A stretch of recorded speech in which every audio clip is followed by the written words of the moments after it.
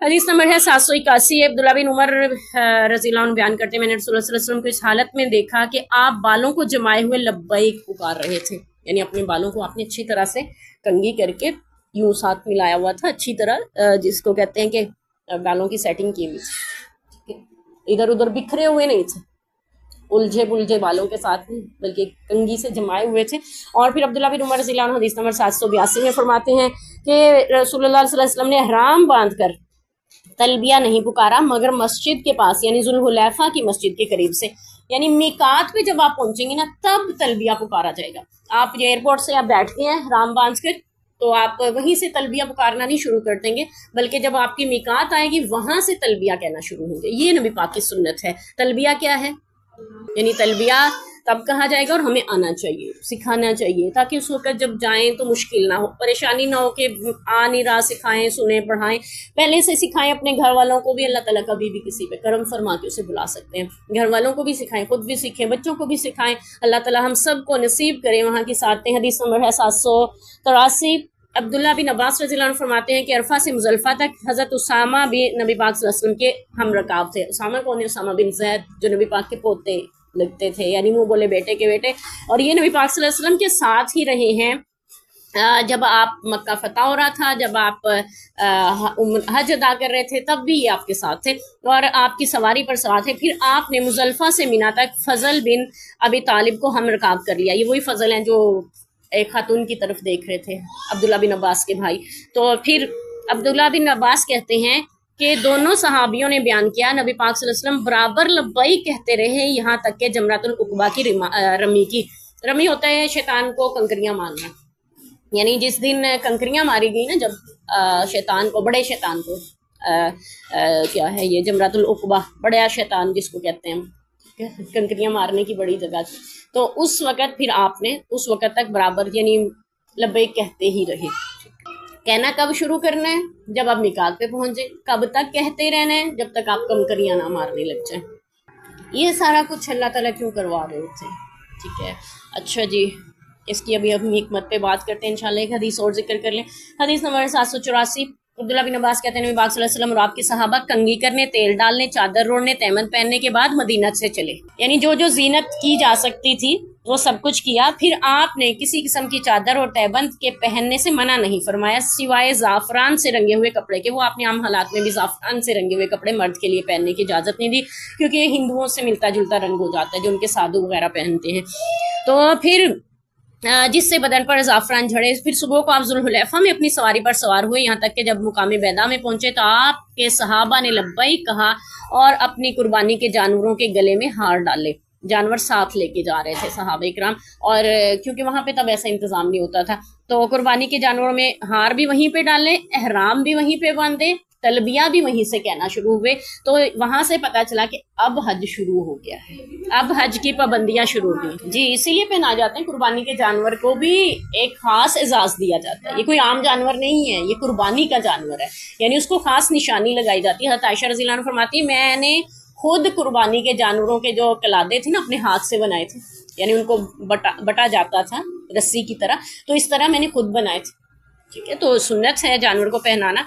और फिर ये फरमाते हैं कि और उस वक़्त ज़ुल्क़ायदा के महीने में 5 दिन बाकी थे। फिर आप चौथी ज़ुल्हिज्जा को मक्का पहुँचे, यानी 4 तारीख थी, और आपने काबा का तवाफ़ किया, सफ़ा मरवा के दरमियान सई की। अपनी कुर्बानी के जानवरों की वजह से एहराम से बाहर नहीं हुए, क्योंकि आप उनके गले में हार डाल चुके थे। हज की भी किस्में होती हैं, ठीक है, हज की नीयत में फ़र्क होता है। एक हज हमने पहले भी पढ़ा था, हज इफ़राद है, हज किरान है, हज तमत्तु है।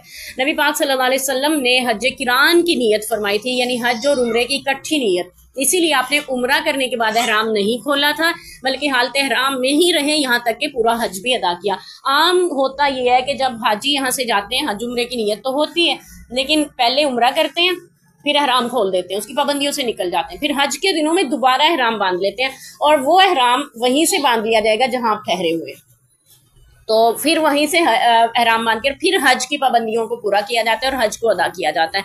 तो आप सल्लल्लाहु अलैहि वसल्लम इसको कहते हैं हज तमत्तु, यानी बीच में फ़ायदा उठा लेना कि आप आसानी से अपने दिन गुजारें, फिर बाद में फिर एहराम बांध लेंगे।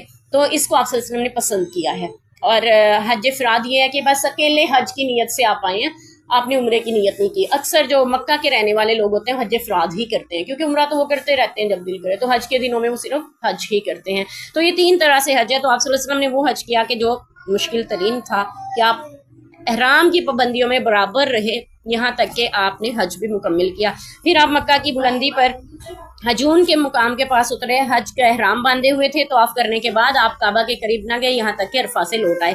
پھر صحابہ کو حکم دیا, پھر آپ نے صحابہ کو حکم دیا کہ وہ صفا مروہ کا طواف کریں, اس کے بعد بال کٹوار لیں, احرام کھول دیں. مگر یہ حکم اسی شخص کے لیے تھا جس کے ہمراہ قربانی کا جانور ہو, اور نہ اس کے جانور میں گلے میں ہار ڈالا ہو. بال کتروانے کے بعد جس کے ہمراہ اس کی بیوی ہو, اس کے لیے خوشبو لگانا وغیرہ سب جائز ہو گیا. کپڑے پہننا یعنی حرام کی پابندیوں سے وہ شخص نکل گیا.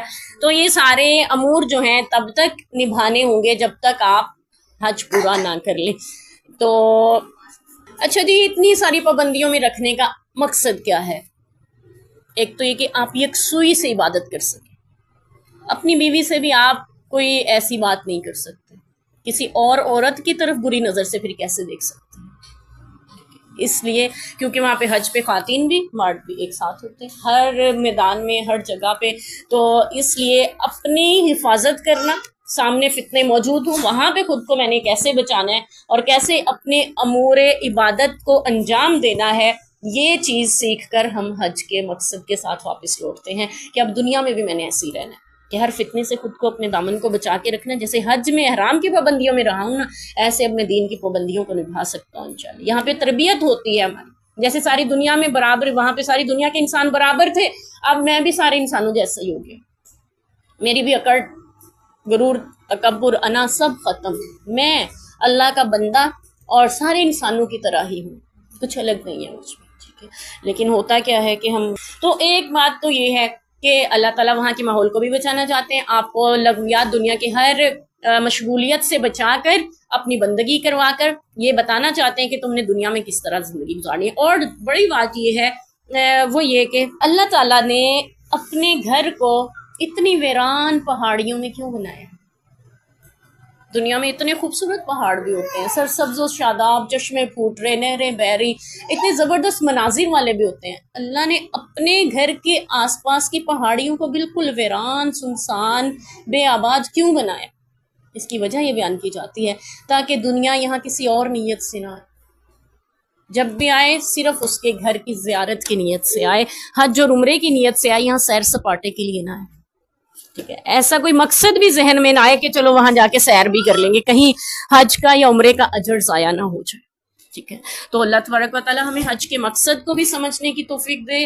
اپنے گھر کی یعنی دنیا کی ہر رغبت سے بے رغبتی کا سبق سیکھنے ہم وہاں پہ جاتے ہیں, اپنے رب کی بندگی کا پورا احساس لینے ہم وہاں پہ جاتے ہیں, اور کیسے خود کو بچا کے رکھنا ہے ہر گناہ, ہر فتنے سے, ہر بری بات سے.